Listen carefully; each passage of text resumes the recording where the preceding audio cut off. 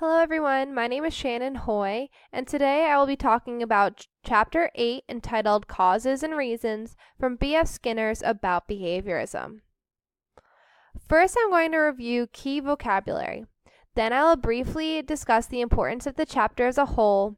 Following that, I will give analyses and examples of the 9 sections, and then I'll wrap up the presentation by reiterating the most important takeaways from the chapter and posing a question to be discussed amongst the group.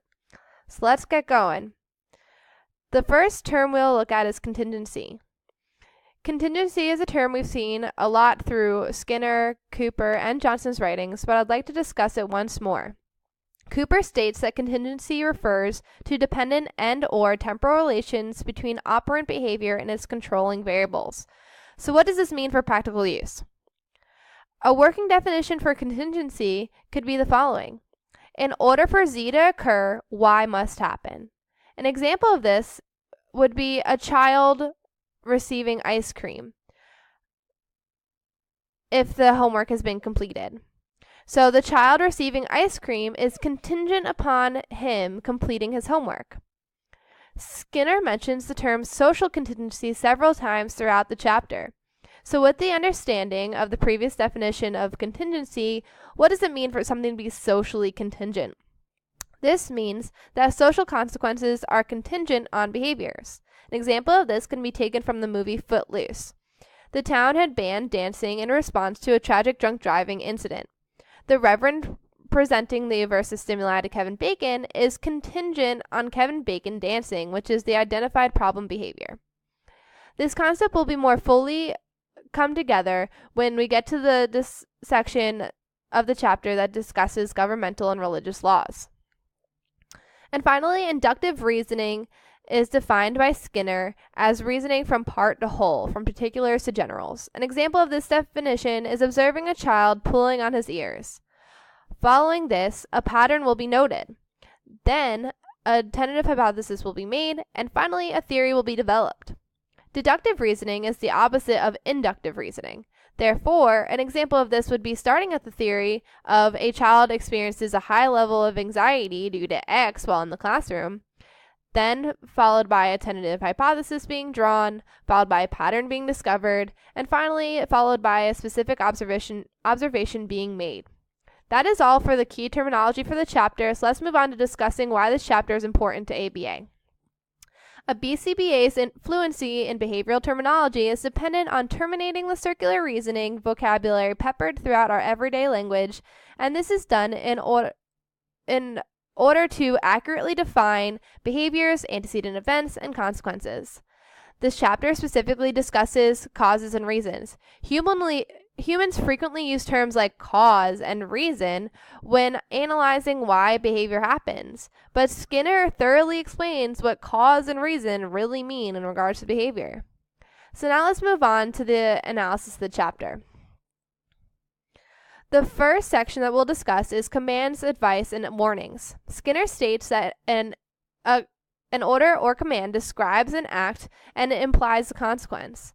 An example of an order or command used in the classroom may be line up by the door.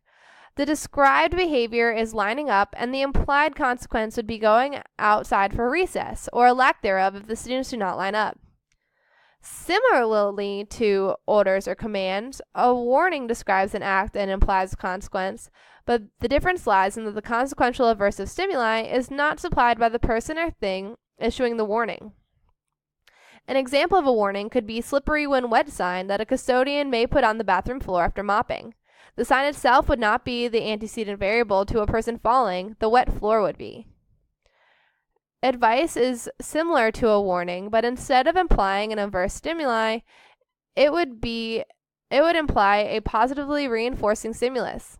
An example of advice would be a stockbroker telling me to invest money in a certain stock. The implied stimulus would be me making money from the investment. The sentence to make note in this section of the chapter is a person heeds warning and takes advice depending on what happens in similar circumstances in the past.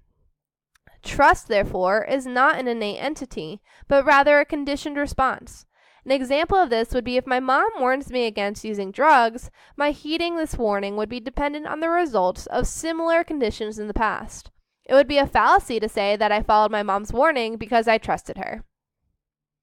The next section is about directions and instructions.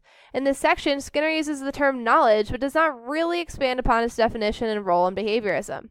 The concept of knowledge will be more thoroughly discussed in my next video about Johnson's chapter 5 because he goes in much more depth than Skinner does. So if you require further clarification than what Skinner and myself provide in this video, my Johnson video will be a good place to start. The sentence we'll dissect from this section is, directions do not impart knowledge or convey information. They describe a behavior to be executed and state or imply consequences. An example of instructions is putting together an IKEA bed frame. The instructions give an individual basic direction: put labeled rod A into labeled rod B. And after following those directions step by step, the consequences of the assembled bed frame. Even though this individual has just assembled a piece of furniture, he does not have any more carpentry knowledge gained from the instructions than from prior to this behavioral event of assembling the bed frame. To reiterate, a person does not necessarily have to have specific knowledge in order to follow directions. The following section is folklores, maxims, and proverbs. This is referring to contingencies which are passed down from generation to generation. The sentence we'll focus on is folklore, maxims, and proverbs are often especially effective because many of the advantages of behavior they strengthen are long deferred and do not function well as reinforcers. My mom was always a big fan of Benjamin Franklin quotes. I think she forced a quote of his into almost all of her teaching moments. One of her personal favorites for us kids was, by failing to prepare, you're preparing to fail. The resultant consequence of being prepared is a deferred and therefore not an effective reinforcer. So my mom relied on this proverb to increase the frequency of us kids taking measures to prepare for our day at school, work, etc. The next section of the chapter discusses the role of law in influencing a person's behavior. Skinner first mentions when humans started living together in groups, social contingencies for behavior were born. He cites that punishment is contingent on a person exhibiting injurious behaviors towards others. An example is a ticketed fine from a police officer is contingent on driving recklessly. Therefore, the future behavior of driving recklessly is suppressed due to the contingent consequence of a fine. The sentence that we'll look at specifically from this section is, special contingencies are arranged to enforce governmental and religious laws, but uncontrived social contingencies maintained by the group may have the same effect. So what does this mean? This means that a person may follow the law that says you cannot abuse a child because the behavior is suppressed by the contingent consequence of going to jail. Or that a person may not abuse his child because the behavior is suppressed by the contingent consequence of the social response from friends, employers, etc. In either case, the person's frequency of behavior of abusing his child is suppressed. Going back for a moment to the beginning of this presentation when I proposed the Footloose example, for the characters other than Kevin Bacon, the contingent punishers were motivating enough to suppress the problem behavior of dancing. For Kevin Bacon, however, the contingent punishers of social disapproval, fines, etc., were not motivating and therefore did not suppress his behavior of dancing. Opposing the rule-governed behaviors that I just described are the laws of science. The laws of science are contingency-shaped behaviors. As a behavior is done appropriately, correctly, etc., there is a natural consequence reinforcing the increased frequency of that behavior probably happening in the future.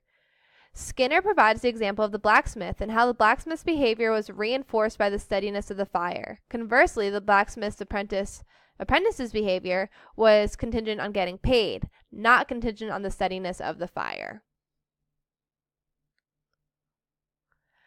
Now that we have a pretty good understanding of rule-governed behavior, it's time to move on to comparing it to contingency-shaped behavior.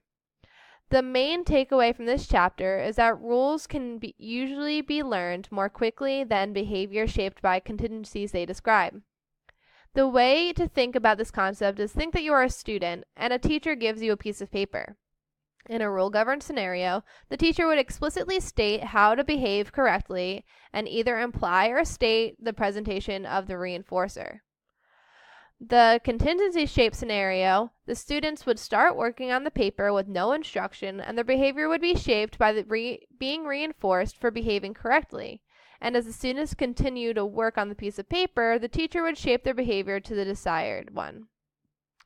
Which one do you think would be a more time-efficient tool in the classroom?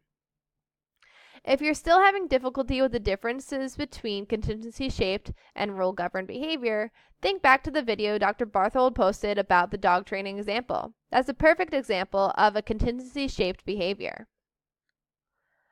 Before I explain this next section, I want you to think back to the example I gave you about assembling the IKEA bed frame. The person was able to successfully build the bed frame without necessarily knowing the finer points of carpentry or mathematics. The same concept is addressed in Skinner's Are the Rules and Contingency section. Skinner specifically cites the grammatical behavior. People who speak grammatically do not necessarily and may not need to know the rules of grammar in order to behave properly within those rules. So why do humans behave in a certain manner? A layman may say that he has a reason as to why he behaved in such a way, in such a condition. But what does that really mean? Because, as you already know, a reason is a mental process and therefore is not a sufficient explanation for behaviorism.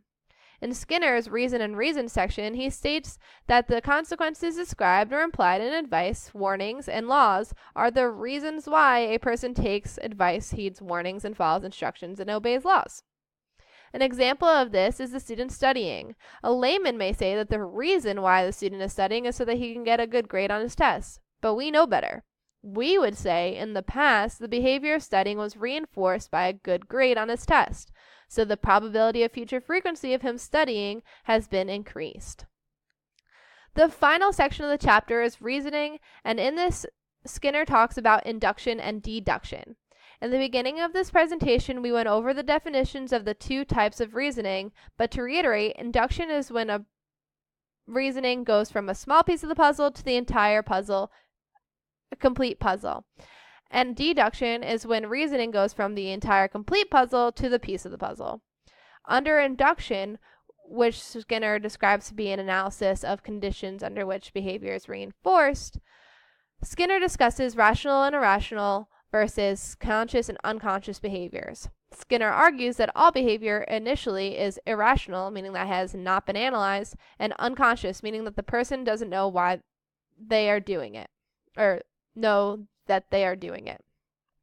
Skinner goes on to explain the relationships between folly and reason, intuition and reason, faith and reason, impulse and deliberation, and invented reasons to show examples. All of folly, intuition, faith, and impulse do not have reasons for why they're happening, so they are irrational. Deliberated and invented, and although invented are accidentally reinforced, they still have their reasons, so they are both rational. The last topic Skinner addresses in this chapter is deduction, under which he discusses truth. Truth is subjective, so there is no such thing as absolute or all-encompassing truths. The takeaways. Now that we've completed the analysis of the chapter, I'm going to impart on you what I extrapolated to be the key notes from the chapter. The first is that when looking for the reason or cause of behavior, you are actually looking for the conditions from past events that have resulted in either the increased or decreased probability of the future frequency of behavior. The second is that when considering those conditions, further analysis to identify what commands, rules, natural contingencies, etc. anteceded or motivated the behavior.